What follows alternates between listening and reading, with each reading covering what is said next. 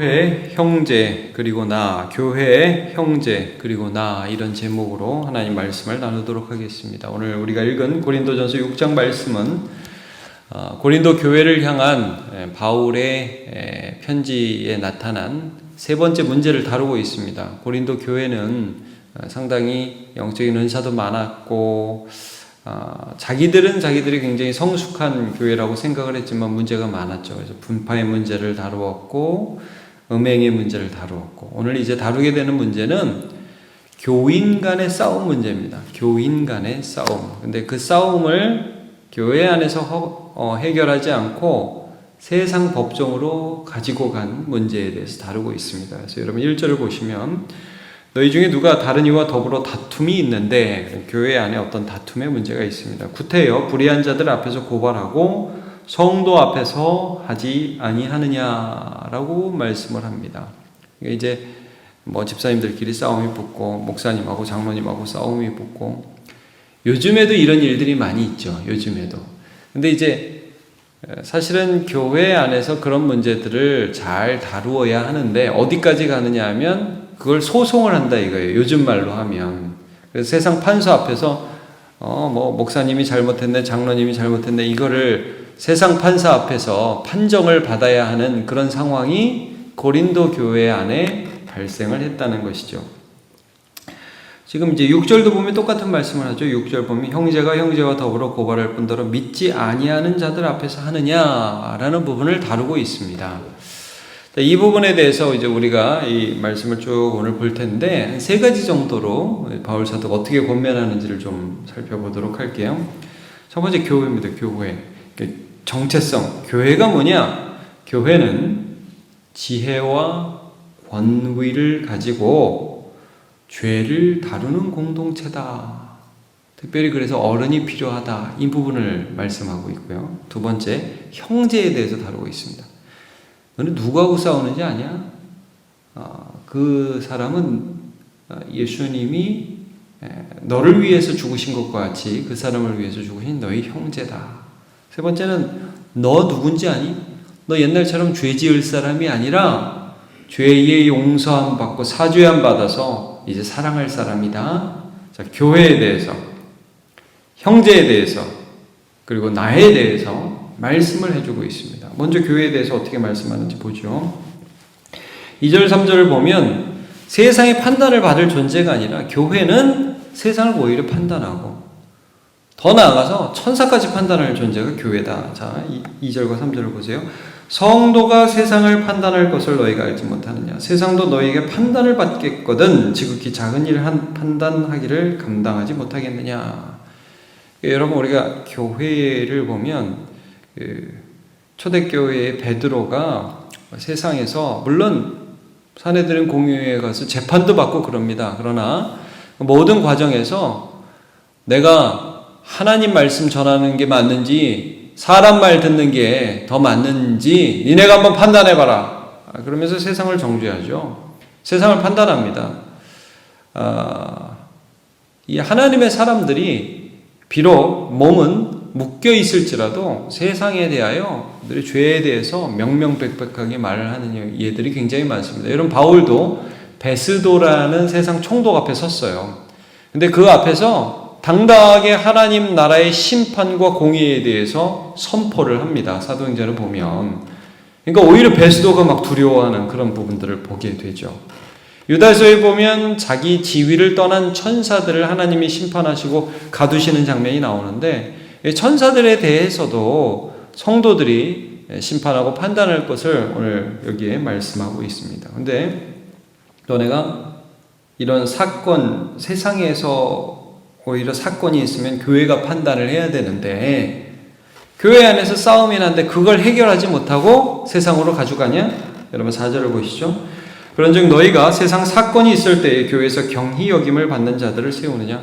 어떤 사람들이 와가지고 이거 어떻게 해요? 교회에 물어보면 아무나 해 이렇게 하지 않지 않느냐? 결국 여기서 이제 바울 사도가 말씀하고 있는 게 뭐냐면, 교회 안에 싸움이 났어요. 여러분, 싸움이 나는 거는 형제들끼리도 싸우잖아요. 여러분, 집에서도 애들이 싸우죠. 막 티격태격 싸워요. 근데 여러분, 부모님이 있으니까 부모님의 지도를 받죠. 티격태격 싸우다가 너 죽고 나 죽자 그리고 세상 법정에 고소합니까? 그건 바른 게 아니죠. 부모님이 계시잖아요. 지금 무슨 말씀을 하고 있느냐 하면 교회 안에 다툼이 있을 수 있어요, 여러분. 교회 안에 다툼이 없는 교회가 어디 있어요? 다 있죠. 근데 문제는 뭐예요? 해결할 어른이 없는 게 문제예요. 말을 안 들어요. 어른이 없어요. 고린도 교회는 지금 자기들이 지혜롭고 영적인 교회라고 생각하고 있어요. 방언도 하고 나중에 보면 나오겠지만 은사도 있는 거 같고 겉모습은 괜찮은 것 같으니까. 근데 교인들 간의 싸움 하나 제대로 지도하지 못하는 상황이다 이겁니다. 자, 그 다음 절 보세요. 5절. 내가 너희를 부끄럽게 하려 하여 이 말을 하노니 너네 부끄러운 줄 알아라 이겁니다. 너희 가운데 형제의 일을 판단할 만한 지혜 있는 자가 이같이 하나도 없느냐? 성도들끼리 싸우고 그러는데 거기 가서 여러분 그러잖아요. 우리가 학교에서도 애들끼리 막 싸우잖아요. 그러다가 담임선생님 오시면은 애들이 싸우다가 멈추죠. 너네 왜 그러니? 제가 그랬어요. 일로 와봐. 그러면 이건 이렇게 하고 저건 저렇게. 알겠어. 네. 그렇게 하는 게 있잖아요.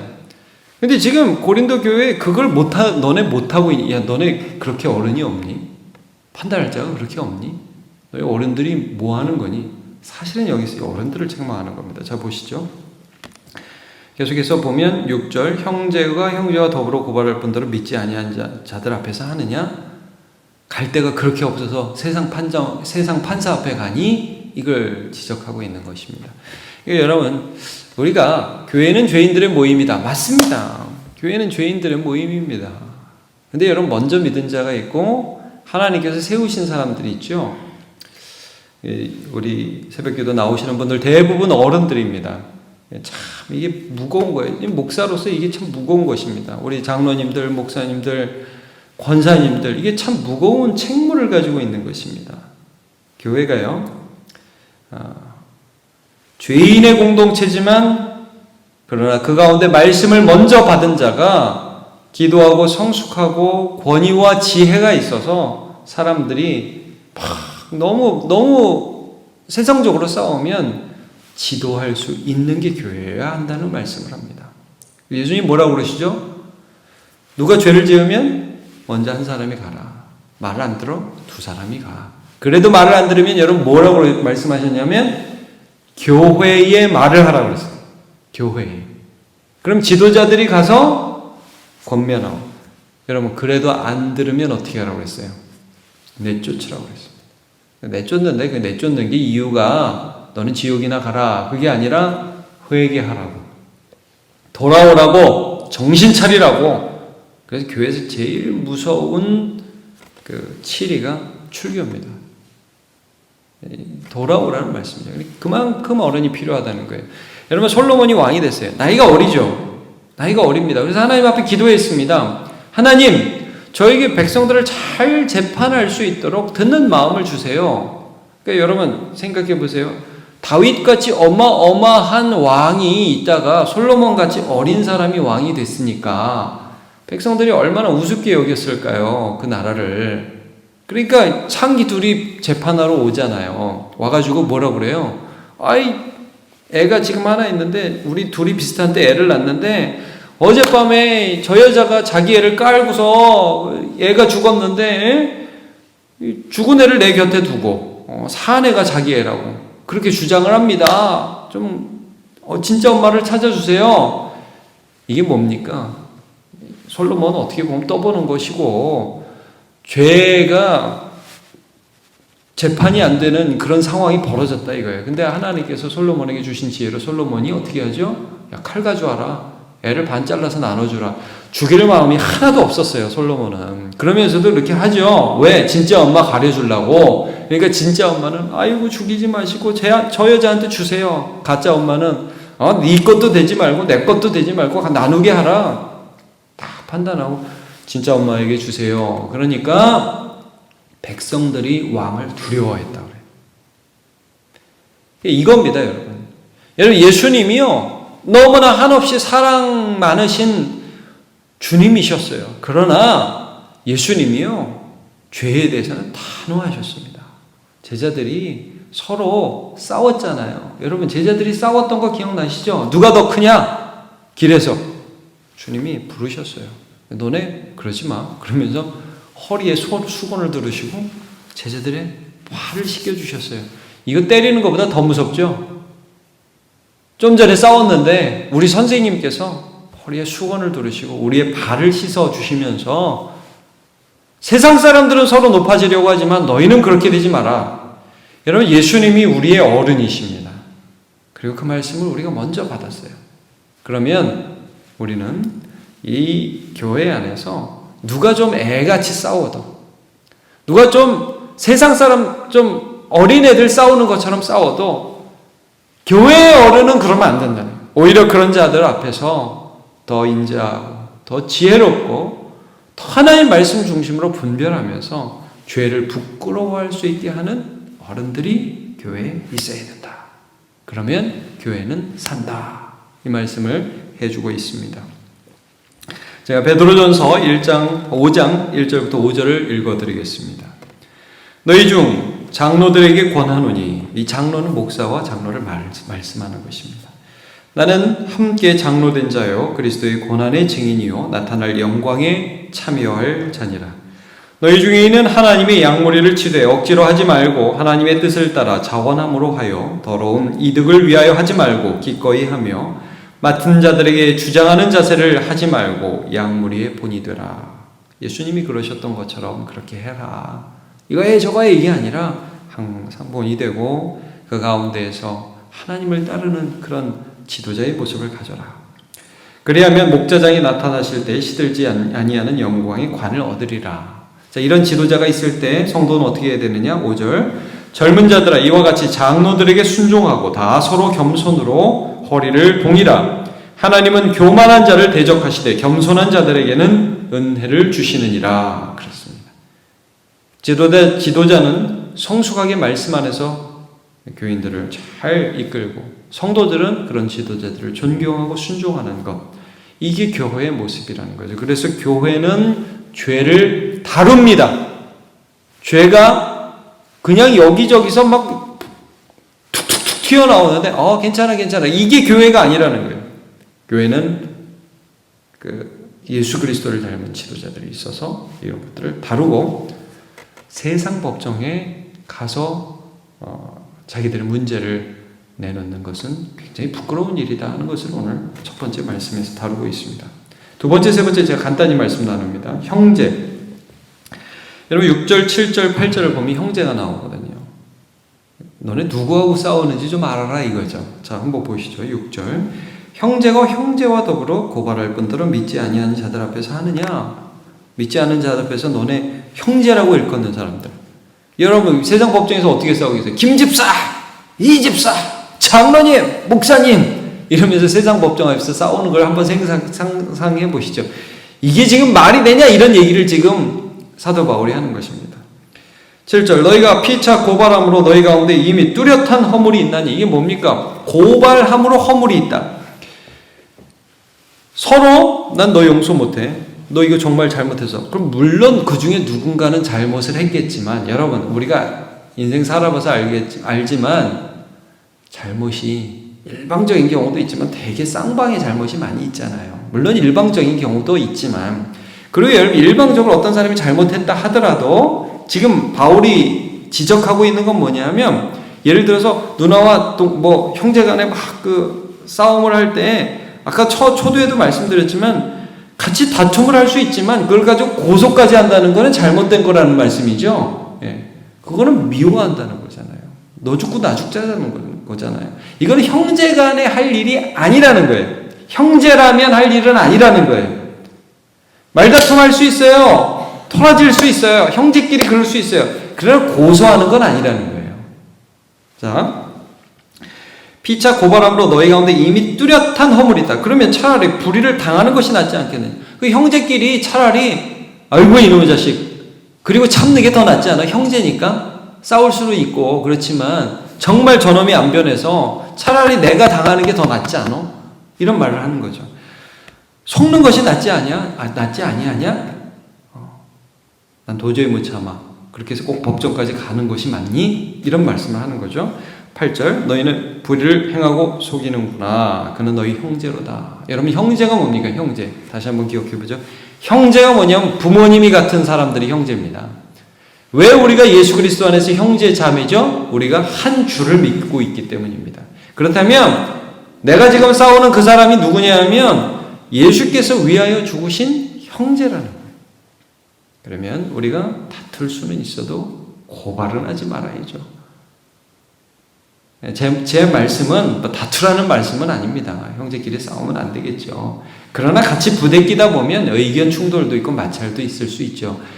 그걸 뛰어넘어야지. 그거를 목숨 걸고 싸우는 것은 우리의 주이신 예수 그리스도 앞에서 바르지 않다. 자, 우리 항상 기억하시기 바랍니다. 교회 안에 있는 그 지체는 여러분 우리 세상 걸로 안 보면 돼. 여러분 안 볼 수가 없어요. 왜냐하면 우리는 영원한 천국에 갈 거기 때문에 계속 봐야 되는 사람입니다. 그러므로 형제는 미워할 대상이 아니라 사랑할 대상임을 늘 기억하시기 바랍니다. 세 번째, 나는 누구냐? 죄질 자가 아니라는 거예요.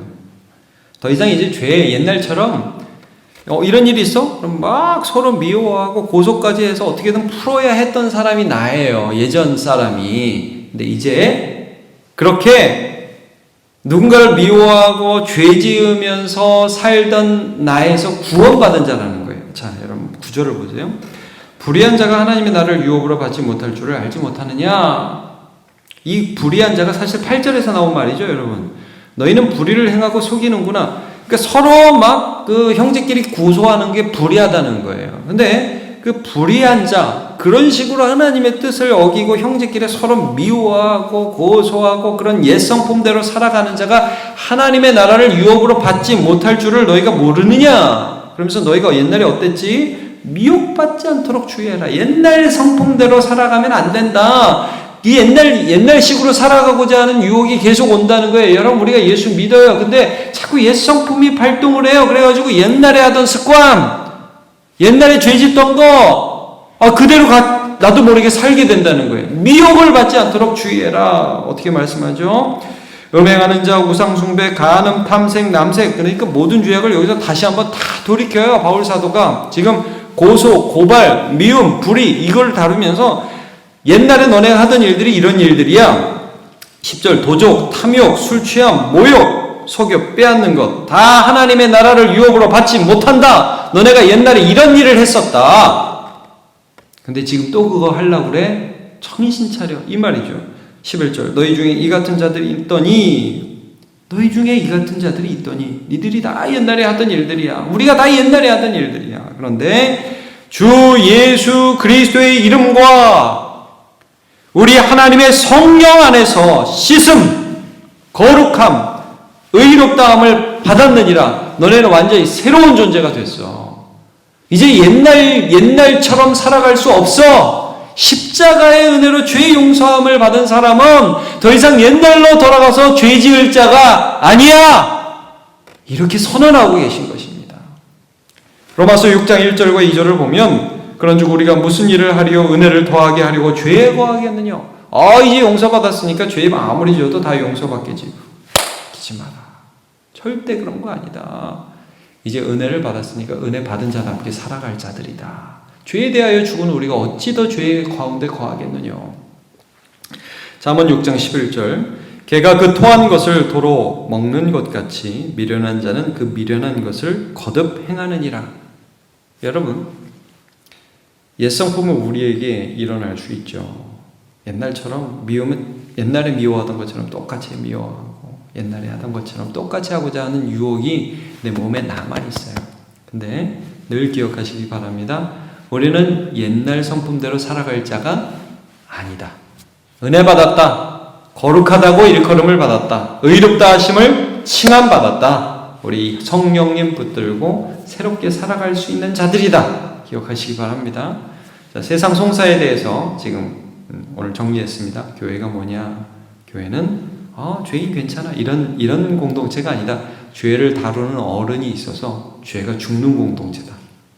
형제, 그리스도께서 위하여 죽으신 형제다. 다툼이 있을 수는 있다. 그러나 고소하고 미워하고 죽자 살자 싸우는 건 아니다. 세 번째, 나는 누구냐? 옛날로 돌아가서 죄 지을 자가 아니라 하나님께 의롭다함을 받은 주의 새로운 백성이다. 기억하시면서 오늘도 살아가시고 다툼이 있는 곳에 평화를 전하는 주의 백성 되시기를 바랍니다. 기도하겠습니다. 하나님, 오늘 고린도 교회 가운데 있었던 분쟁의 문제가 세상 법정으로까지 이어지는 것에 대해서 어떻게 해결하고 계신지를 함께 살펴보았습니다. 교회는 세상보다 더 강력한 죄악을 판단하는 공동체입니다. 말씀으로, 지혜로, 권위로 죄악을 다루는 교회의 참모습을 회복할 수 있도록 은혜 내려 주시옵소서. 또한 하나님, 우리 형제와의 관계를 늘 기억하며 주님이 나를 사랑하신 것처럼 주님이 그 사람도 사랑하신다는 사실을 늘 기억하고 주 안에서 형제를 대할 수 있도록 도와주시옵소서. 또한 하나님, 내가 더 이상 죄 가운데 머물 자가 아니라 죄에서 돌이켜 하나님의 친백성이 되었다는 이 사실을 늘 잊지 않도록 붙들어 주셔서 오늘도 다툼이 가득한 이 세상을 살아가면서 주의 평화의 도구로 살아갈 수 있도록 한 사람 한 사람을 붙들어 사용하여 주옵소서. 예수님의 이름으로 기도하옵나이다. 아멘.